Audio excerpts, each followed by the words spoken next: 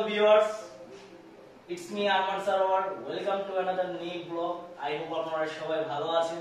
So friends, আজকের ব্লগটি খুবই ইম্পর্টেন্ট ব্লগ কারণ আজকের ব্লগে আমি আপনাদের মাঝে একটি আপডেট ইনফরমেশন শেয়ার করব. সেই বিষয়টি হচ্ছে সুজুকি ব্র্যান্ডেড, বিকজ আপনারা যারা সুজুকি ব্র্যান্ডেড FIABS বাইকগুলো চালান, সো এই বাইকের মধ্যে ফুয়েল ইনজেকশন একটি বিষয় আছে, সাবজেক্ট যেটা বলা হয়. সো এটি কিভাবে কাজ করে সেই সম্পর্কে আজকে আমি বিস্তারিত আলোচনা করব.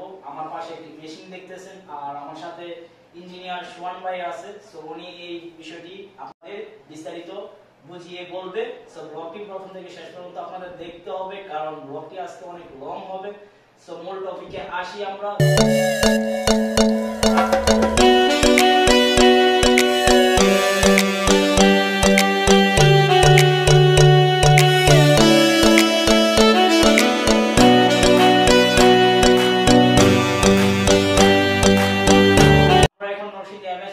সুজুকি সার্ভিস ক্যাপের মধ্যে আছি আর সার্ভিস ক্যাপের মধ্যে এখন আমরা ফুয়েল ইনজেক্টর এই বিষয়টি সম্পর্কে বিস্তারিত জানবো ভাইয়ার কাছ থেকে.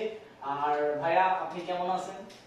আলহামদুলিল্লাহ ভাই ভালো আছি, আপনি কেমন আছেন? জি ভাইয়া আলহামদুলিল্লাহ ভালো. সো ভাইয়া আপনার থেকে এই বিষয়টা আমরা জানবো যে ফুয়েল ইনজেকশনের বিষয়টা আসলে কি, মানে এটা কিভাবে কাজ করে. আসলে একটা সময় ছিল যখন কার্বোরেটর ইউজটা সবথেকে বেশি হতো. ওকে, এরপর কার্বোরেটরের পরে আসলে যেটা সবথেকে বেশি প্রচলিত সেটা ফুয়েল ইনজেকশন সিস্টেম. এটা আসলে সম্পূর্ণ একটা ইলেকট্রনিক সিস্টেমে হয়, সম্পূর্ণ একটা ইলেকট্রনিক সিস্টেম এবং কম্পিউটার সিস্টেমে এই ফুয়েলটা স্প্রে হয়.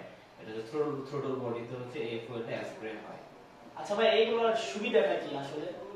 ফুয়েল ইনজেকশনের যে সুবিধাটা, সবথেকে বড় সুবিধাটা হচ্ছে কি যে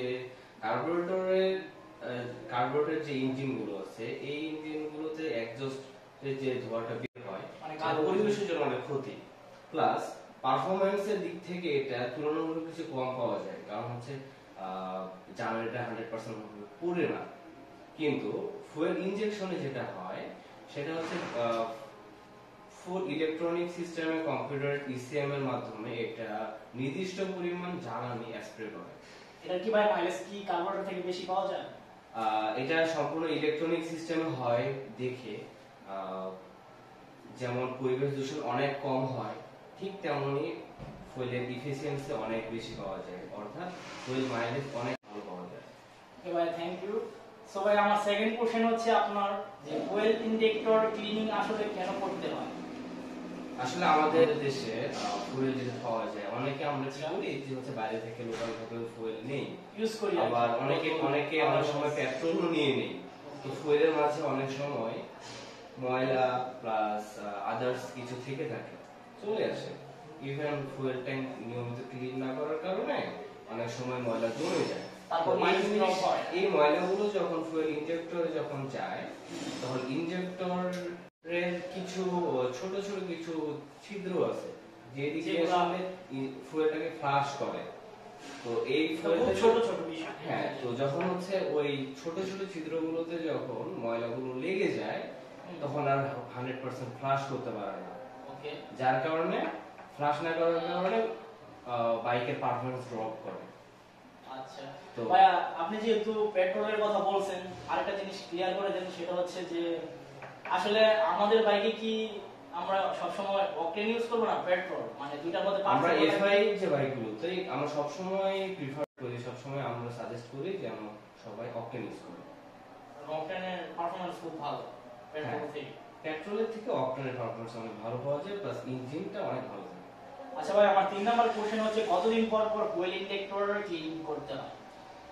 ফুয়েল ইনজেক্টর বেসিক্যালি আমরা সাজেস্ট করি প্রতি 3000 থেকে 5000 এর মধ্যে ক্লিন করতে হয়, মানে এটা মোস্ট জেনারেল বিষয়. হ্যাঁ. আচ্ছা 4 নাম্বার যে কোশ্চেনটা হচ্ছে ভাইয়া, এটা হচ্ছে কোন প্রসেসে আপনারা ফুয়েল ইনজেক্টরটা ক্লিন করেন? এটা হচ্ছে আমাদের ফুয়েল ইনজেক্টর ক্লিনার. তো এটা আপনারা দেখতেই পাচ্ছেন ফুয়েল ইনজেক্টর ক্লিনার মেশিন. এই মেশিনের মাধ্যমে আমরা বিভিন্ন প্রসেসে ফুয়েল ইনজেক্টরটা ক্লিন করে থাকি. তার মধ্যে বিভিন্ন স্পিডে, যেমন idle speed, medium speed, high speed, acceleration স্পিডে এটা হচ্ছে আমরা ফুয়েলটা স্প্রে করে টেস্ট করে দেখি যে ইনজেক্টরের কি অবস্থা.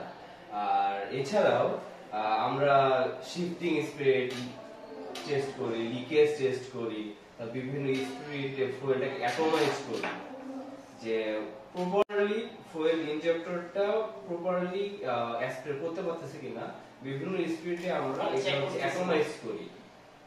অ্যাটমাইজ করলে দেখা যায় যে হচ্ছে আমরা দেখতে পারি ফিজিক্যালি যে কি পরিমাণ জ্বালানি কি রকম ভাবে অ্যাসপিরেট করতেছে। আর এছাড়াও আমরা ফ্লাশ করি, রিভার্স ফ্লাশ করি, এভাবে আমরা ইনজেক্টর ক্লিন করে থাকি। আচ্ছা ভাই, আরেকটা কোশ্চেন হচ্ছে যে এটা কি সুজুকি যত অথরাইজ ডিলার শোরুম আছে বাংলাদেশের সব জায়গায় কি এই মেশিনটি আনা হয়েছে? এখন পর্যন্ত যদি ওভাবে বলি তাহলে আমাদের সব সুজুকি 3 সার্ভিস সেন্টারে ফুয়েল ইনজেক্টর ক্লিনিং নেই, বাট হচ্ছে খুব শীঘ্রই আমরা সব জায়গাতে ফুয়েল ইনজেক্টর ক্লিনিং অ্যাভেলেবল করে ফেলবো। তাহলে ভাই ইনজেক্টর ক্লিনিংয়ে কি কোনো ফ্লুইড ব্যবহার করবেন? হ্যাঁ, এটা আসলে নরমাল কোন ফ্লুইড দিয়ে আসলে এই জিনিসটাকে ফুয়েল ইনজেক্টর ক্লিন করা যায় না, যদিও ফ্লুইডটা একটু এক্সপেন্সিভ। এরপরেও আমরা ফ্লুইড এক্সট্রা একটা ফুল ফ্লুইড আছে যার মাধ্যমে আমরা ফুয়েল ইনজেক্টর ক্লিন করে থাকি। আচ্ছা, সো ভাই যদি আপনারা অডিয়েন্সের একটু এটা কিভাবে আপনারা প্রবলেমগুলো সলভ করেন ফুয়েল ইনজেক্টর, এটা যদি একটু লাইভে দেখাতেন তাদের। আচ্ছা, ঠিক আছে, উপকারে আসতে পারে। ঠিক আছে ভিউয়ার্স, আমরা এখন দেখব কিভাবে আমরা ইনজেক্টর ক্লিনিং এর মাধ্যমে ক্লিন করতে হয়। তো ভাই একটু আপনি দেখান তাহলে উপকার হবে। আমাদের ইনজেক্টর সেটিং করা আছে, আমি এখন ওপেন করে আমাদের ইনজেক্টর ফুল সেটিং করা আছে। আমরা জাস্ট আপনাদের দেখাবো কিভাবে আমরা বিভিন্ন স্পিডে বিভিন্ন টেস্টে আমরা ফুল ইনজেক্টর ক্লিন করি এবং বিভিন্ন স্পিড টেস্ট করি। এখন আমরা টেস্ট করব medium speed test. High speed test করব।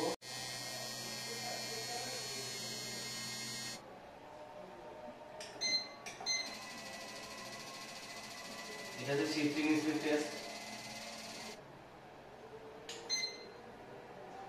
আমরা দেখব যে ইনজেক্টর লিক করে কিনা।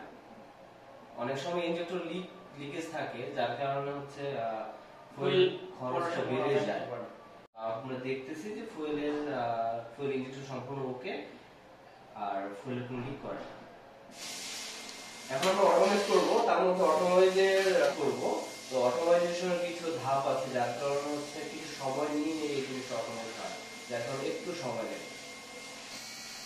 দেখি ভাই কি পাওয়ার এটা হাই স্পিড টেস্ট, যে বাইক যখন ফুল স্পিডে চলে তখন কি পরিমাণে ফুয়েলটা স্প্রে করে, এটাকে বলে রিভার্স ফ্লাশিং। এটা মূলত কি কাজ ভাই? এটা যেন ফুয়েল ইনজেক্টর 100% ক্লিন হয়, যে কারণে রিভার্স ক্লিনিংটা আমরা করে থাকি। ওকে, আর কোম্পানি স্ট্যান্ডার্ড সেভাবে আপনার ব্যাটারি সার্ভিস করবেন, সবসময় জেনুইন পার্টস এবং ইঞ্জিন অয়েল ব্যবহার করবেন। আর এছাড়াও যদি fuel injector FI bike use করেন, সেই ক্ষেত্রে সবসময় যদি পসিবল হয় 3000 থেকে 5000 কিলোমিটারের মধ্যে ফুয়েল ইনজেক্টর ক্লিন করে ফেলবেন। ধন্যবাদ সবাইকে। সো বন্ধুরা, আপনারা জানতেই পারলেন ইঞ্জিনিয়ার সুমন ভাইয়ের কাছ থেকে যে কিভাবে ফুয়েল ইনজেক্টর ক্লিন করতে হয়, আর আমাদের লাইভ প্রুফ দেখিয়ে দিয়েছে যে কিভাবে কাজ করতে হয়, অনেকগুলো স্টেপ দিয়ে কাজ করতে হয়। সো বন্ধু, আমি আর বেশি কিছু বলবো না, কারণ আমি ফুয়েল ইনজেক্টর সম্পর্কে আগে জানতাম না। সো আমি সুমন ভাইয়ের কাছ থেকে জেনে নিয়েছি আর আপনাদের মাঝে শেয়ার করলাম। যদি ব্লগটি দেখে আপনাদের ভালো লেগে থাকে তাহলে অবশ্যই একটি লাইক বাটনে একটি লাইক দিয়ে দিবেন এন্ড ডো শেয়ার সাবস্ক্রাইব অবশ্যই করে ফেলবেন। দেখা হবে ইনশাআল্লাহ পরবর্তী ব্লগে। ততদিন পর্যন্ত আপনারা সবাই সুস্থ থাকবেন এন্ড ভালো থাকবেন। আল্লাহ হাফেজ।